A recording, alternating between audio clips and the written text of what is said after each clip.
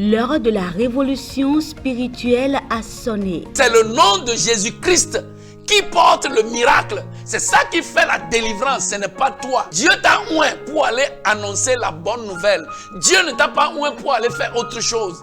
Le pasteur Séraphin Assogba, au travers de l'émission La Révolution et le réveil de l'Évangile, vous amène dans un voyage spirituel, explorant les fondements de la foi chrétienne et son impact dans le monde moderne. Si tu prêches à une congrégation, après 5 ans, 10 ans, et les mêmes fidèles qui s'asseyent devant toi reviennent te voir, que je mange dans la nuit, je rêve dans la nuit et on me poursuit, mes affaires tournent et ça chute sous ton ministère, assis et à t'écouter, bien-aimé, tu es faux. La révolution et le réveil de l'Évangile, c'est sur la télé évangélique tous les mercredis à 21h et les dimanches à 17h30. La révolution et le réveil de l'Évangile. Soyez désormais prêts à être renouvelés et inspirés pour agir. Alléluia, alléluia, alléluia. Shalom bien-aimé. C'est toujours pour moi un grand plaisir de nous savoir nombreux à suivre cette émission, la révolution et le réveil de l'Évangile. Et pour moi, je ne cesserai jamais de prier pour vous, pour que Dieu considère vos sacrifices de temps, de forfait et de tout ce que vous mettez dedans pour que cette émission puisse aller de l'avant et gagner plus de terrain. Le Seigneur vous sera gré au nom puissant de Jésus. Amen. À partir de la télé évangélique, le DG, tous les collaborateurs, le Seigneur vous payera beaucoup de fois tout ce que vous faites au nom puissant de Jésus.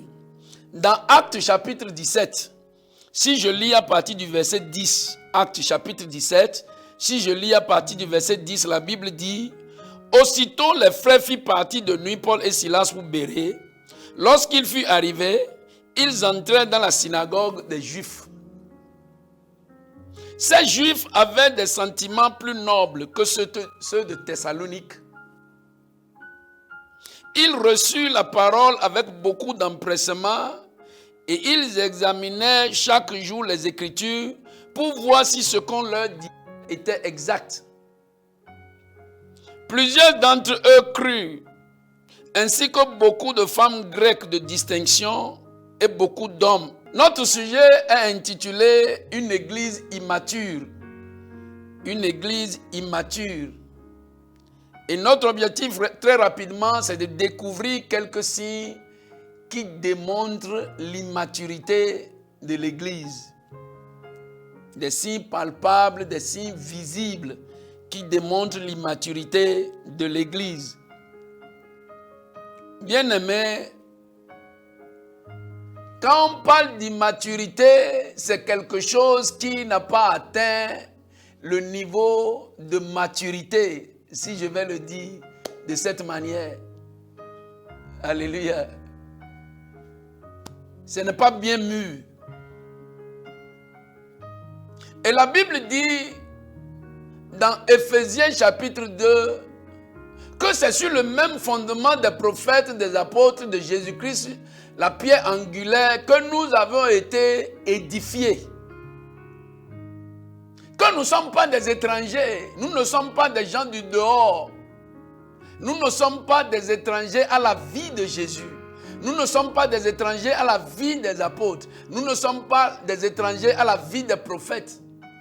Nous ne sommes pas des gens du dehors. Nous sommes des enfants de la maison. Bien-aimés, il ne devrait pas avoir de différence entre leur mode d'opération et notre mode d'opération. Parce que nous sommes édifiés sur le même fondement. Nous connaissons les mêmes choses, nous disons les mêmes choses, le même Saint-Esprit nous anime. Le même Saint-Esprit nous conduit. Le même Saint-Esprit est notre source de révélation. Mais ce qui fait mal aujourd'hui, bien-aimés, c'est que quand nous prenons l'église de notre génération et nous essayons de la comparer à celle des apôtres, des prophètes, Jésus-Christ lui-même, la contradiction est béante. Elle est grande. Et quand nous voulons peut-être pointer des hommes parmi nous pour dire, comme Jésus n'est pas là, la Bible dit que ceux qui l'adorent en esprit et en vérité, car c'est ceux-là que Dieu veut. Mais si nous revenons au niveau des hommes et nous voulons pointer des gens pour dire, bon, ok, comme le Seigneur n'est pas là, vous êtes anciens, vous êtes notre référence. Qui est-ce qu'on peut prendre? Bien-aimés, regardez partout dans le monde et dites vous-même franchement que qui est-ce qu'on peut prendre aujourd'hui? Avec tout ce qui se fait, tout ce qui se passe, tout ce qui se dit, quel aspect du faux, quel aspect du mensonge, quel aspect de la méchanceté nous voulons examiner aujourd'hui qui n'est pas présent au niveau de l'Église? Quelle énormité, quel péché nous voulons considérer aujourd'hui? Et nous serons peut-être obligés d'aller hors de l'église pour aller voir ça. Non, non, non, non, non. Tout est présent ici. C'est comme si l'église est devenue la chose de l'ennemi de l'évangile.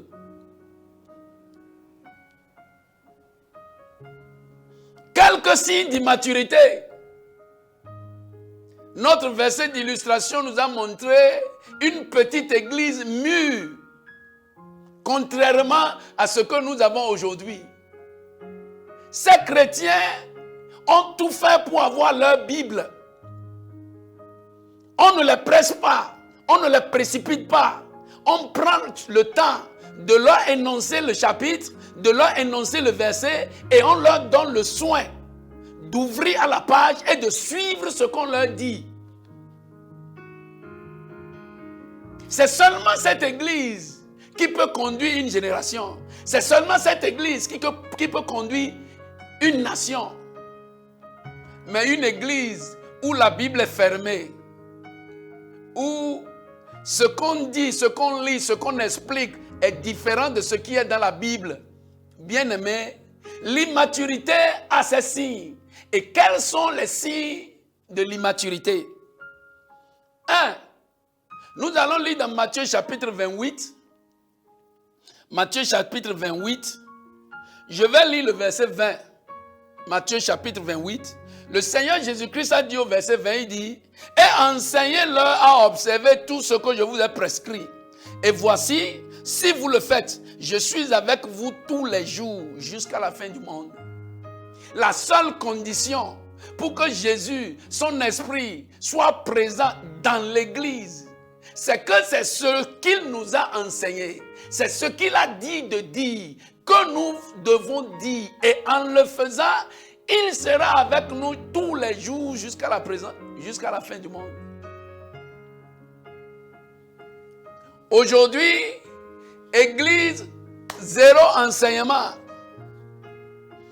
Zéro enseignement. Le seul signe pour connaître que les pentecôtistes, les charismatiques, les évangéliques sont en train de faire leur culte, c'est les cris. C'est les tombements. Tombement, tu sais non, comment on tombe. C'est ça qui est tombement. Alléluia. C'est des trucs qui ne sont pas bien. Et ça fait que les gens ne quittent pas leur maison pour aller grandir. Ils quittent à la maison pour aller regarder un théâtre. Ils ne sont pas enseignés. Ils ne sont pas éduqués dans les choses de Dieu. Qu'est-ce que la foi veut dire? Qu'est-ce que la grâce veut dire? Qu'est-ce que la vie éternelle veut dire? Qu'est-ce que le royaume de Dieu veut dire? Qu'est-ce que le baptême veut dire? Rien.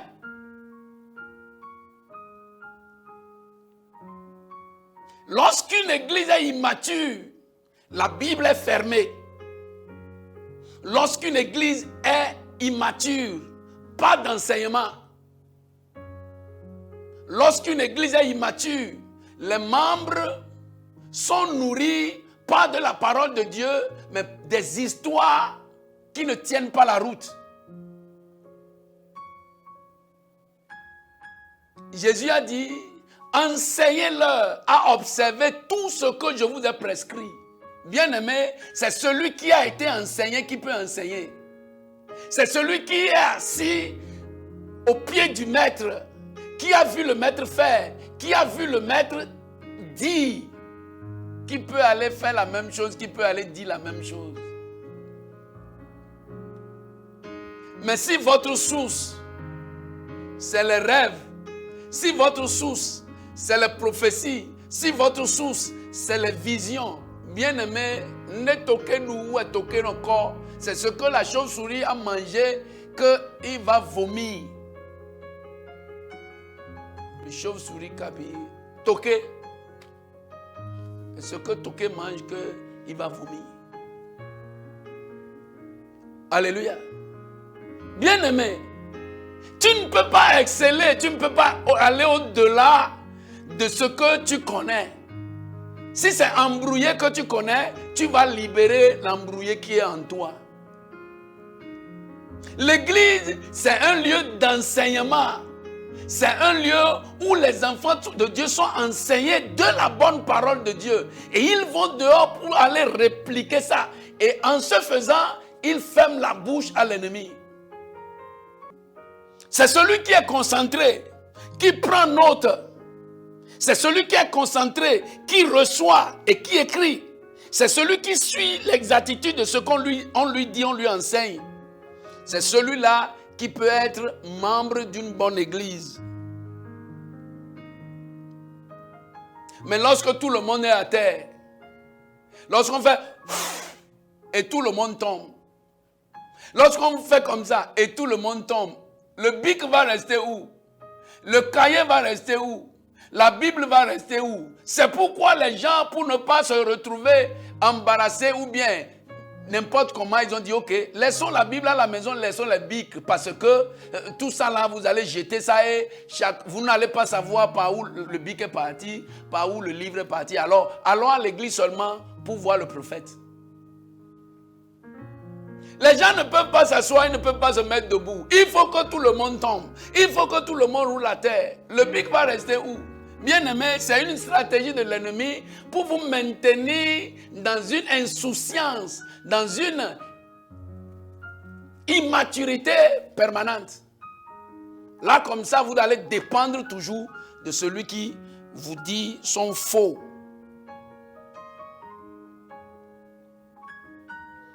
Bien-aimé, beaucoup de pratiques qui ne sont pas bien, qui viennent distraire l'assemblée des enfants de Dieu, les empêchant ainsi de croître, empêchant ainsi leur croissance spirituelle, leur maturité dans les choses de Dieu.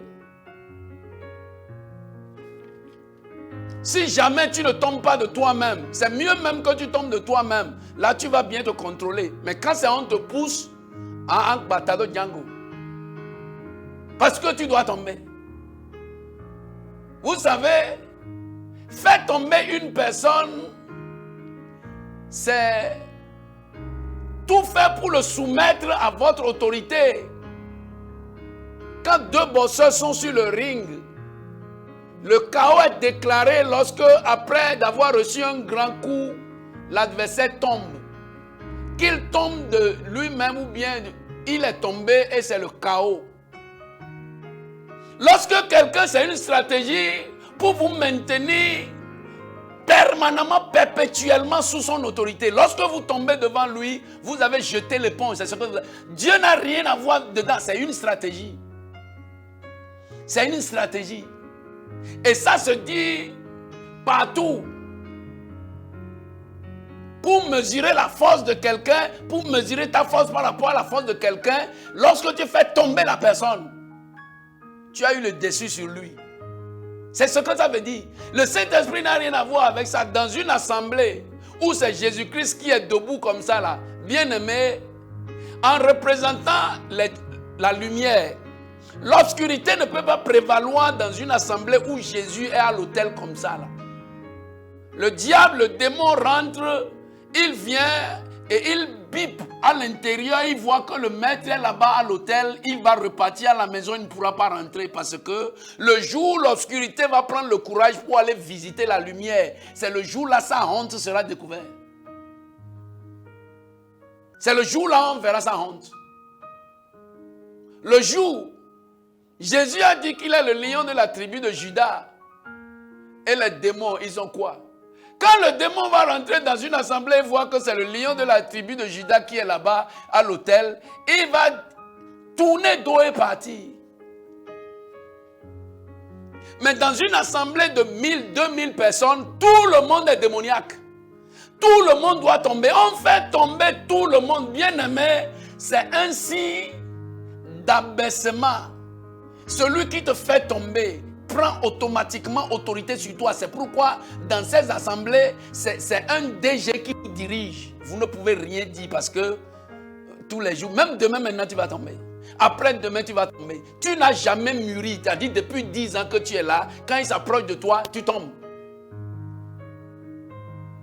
Alléluia.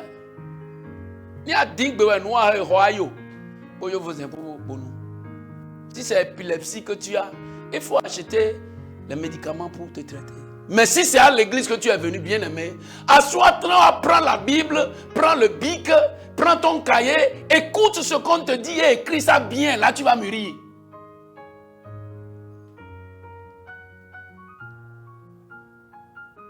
À partir d'aujourd'hui, bien-aimé, il ne faut plus dire pasteur prophétise. Il faut dire pasteur prêche, enseigne.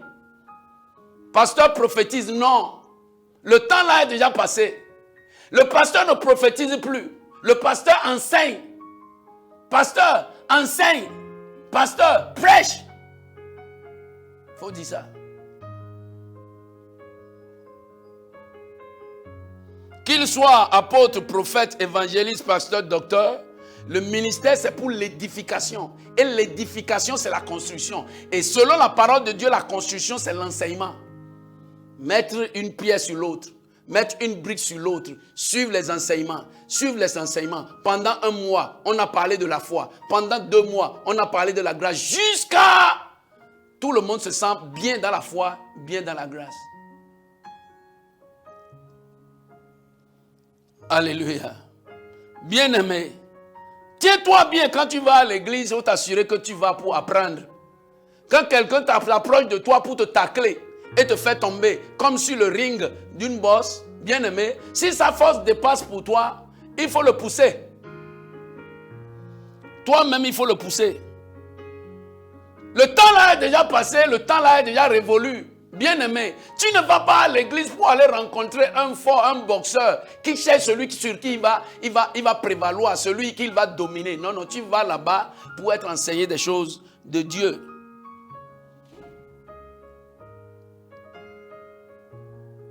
Et pour te rafraîchir la mémoire, je peux te dire que dans tout le ministère de Jésus, il n'a fait tomber personne.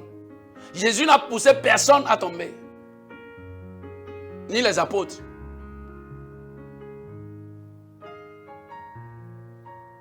Bien-aimé, fais attention à ta vie et sois conscient, sois sincère avec toi-même. Alléluia. La deuxième chose qui démontre l'immaturité de l'église, c'est les amusements prophétiques, comme je l'appelle. Les amusements prophétiques. C'est devenu de l'amusement. Et les gens vont aujourd'hui à l'église pour aller regarder ce théâtre-là. J'ai vu quelqu'un, il prophétise, il dit, le marabout qui est dans votre maison, là, c'est ton oncle. Et la fille dit, on n'a pas de marabout chez nous. Et tu veux confronter mon onction? Vous n'avez pas de marabout chez vous? Et celui qui garde le micro à côté dit, vous avez. Et elle a compris que, c'est un jeu, il faut que je joue au jeu. Oui, on a marabout. Il est rouge? Oui. Il t'a dit, tu vas mourir? Oui. C'est lui qui a gâté ton mariage? Oui. Il a poussé ton mari à fuir, non? Oui. Tu n'as pas encore eu d'enfant, hein? Non. Il veut voyager? Oui. Elle a dit jusqu'à la fin, c'est oui. On dit, tu croyais que je ne voyais pas? C'est comme ça, vous voyez. Tu ne vois rien. Les amusements prophétiques. Jouer avec la vie des gens. Jouer avec la vie des gens.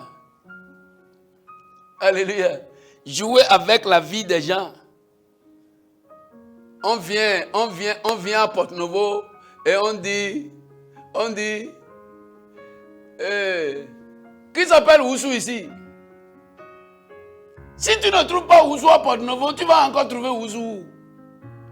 Alléluia. Il fallait dire Chabi. Il fallait dire Bio. Il fallait dire quoi encore? Il fallait dire Sounon. À Porto-Novo, tu ne verras personne.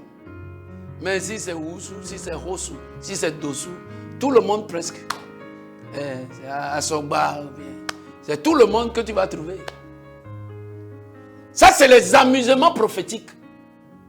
Ça, c'est le zinzin.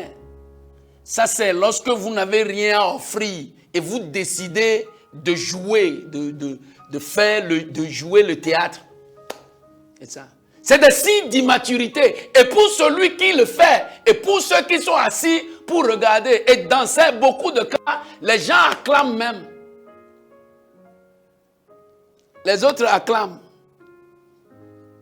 Alléluia. Alléluia. On dit oui, je peux voir celui qui est à la base de ton problème, il est court. Ou il est lancé. Ou il est quoi? Ce que je dis, ce n'est pas, est-ce que c'est, je prophétise? Oui, tu prophétises. Et pourquoi vous ne venez pas déposer l'argent ici? Et les gens se courent pour venir déposer l'argent sur l'autel. Bien aimé, l'objectif de tout ce bruit-là, c'est ça. L'objectif de tout ça là, c'est ça. Tu prophétises et tu rends ministère de la part de Dieu. Tu demandes l'argent, pourquoi? Bien aimé, tu n'es pas différent. Tu n'es pas différent d'un vendeur au marché. Et mon cœur, c'est surtout sur ces gens-là qui sont assis, qui n'ont rien compris et qui croient qu'ils sont dans la présence de Dieu.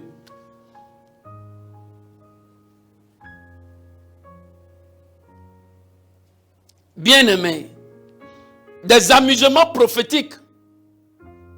On dit à quelqu'un, tu as combien d'enfants? Tu veux prophétiser à quelqu'un, tu dis, il a combien d'enfants? Et s'il a 3 enfants, il va te dire 1. Il va te dire le nombre d'enfants qu'il a. Et tu dis, parmi tes enfants là, il y a combien de garçons? Il dit, les 3 sont des garçons. Oh oui. Exactement ce que je voyais. Les 3 sont garçons. Et le dernier là devait être fille. Mais par rapport à l'onction qui va être sur lui, Dieu a changé ça en garçon aussi. Et on acclame. Alléluia. Ah, c'est les immatures. Bien-aimés, cessons avec ça. Ce n'est pas église. Ça, c'est le jeu. Vous ne faites pas venir des gens de la maison pour les livrer à un tel spectacle. Évidemment, vous êtes appelés. Si c'était Dieu qui vous a appelé, comme il a dit, il dit, enseignez-leur tout ce que je vous ai prescrit. Si c'est lui qui vous a prescrit ce que vous dites, vous n'allez pas dire ça comme ça. Bien-aimé, la vie des gens, lorsque la vie d'une personne n'est pas précieuse devant vous, vous n'êtes pas digne de l'enseigner. Vous n'êtes pas digne de vous mettre debout devant lui.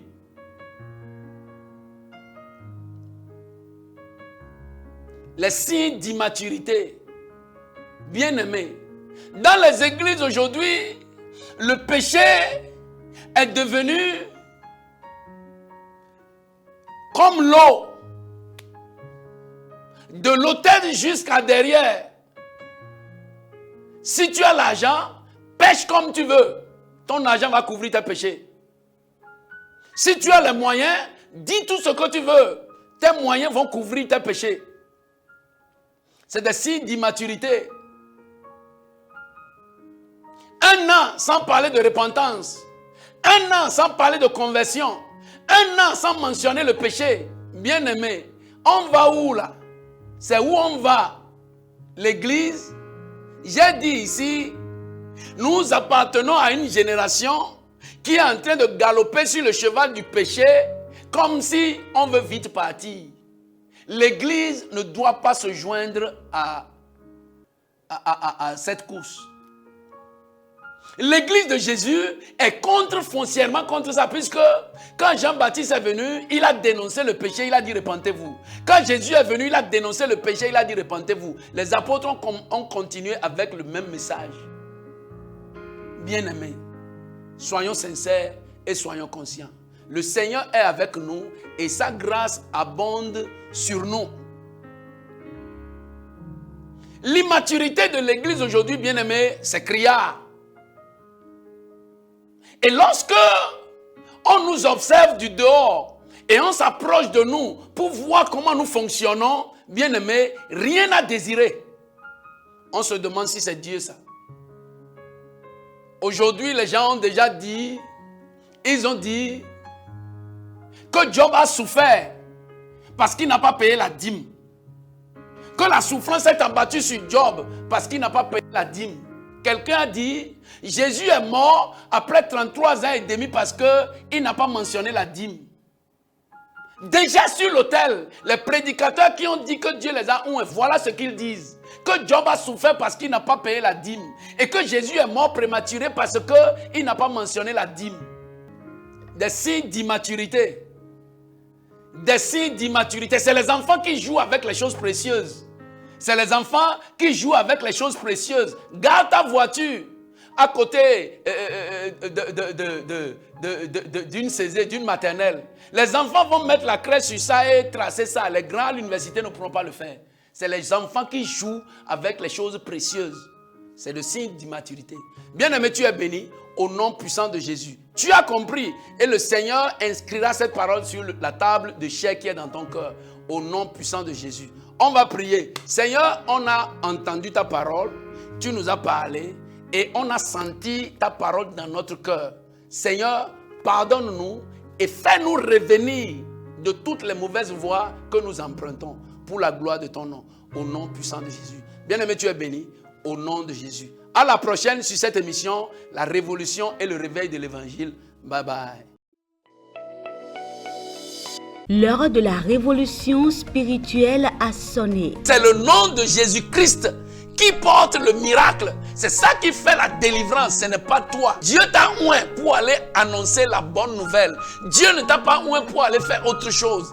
Le pasteur Séraphin Assoba, au travers de l'émission La Révolution et le réveil de l'Évangile, vous amène dans un voyage spirituel, explorant les fondements de la foi chrétienne et son impact dans le monde moderne. Si tu prêches à une congrégation, après 5 ans, 10 ans, et les mêmes fidèles qui s'asseyent devant toi reviennent te voir, que je mange dans la nuit, je rêve dans la nuit et on me poursuit, mes affaires tournent et ça chute sous ton ministère, assis et à t'écouter, bien-aimé, tu es faux. La révolution et le réveil de l'Évangile, c'est sur la télé évangélique tous les mercredis à 21h et les dimanches à 17h30.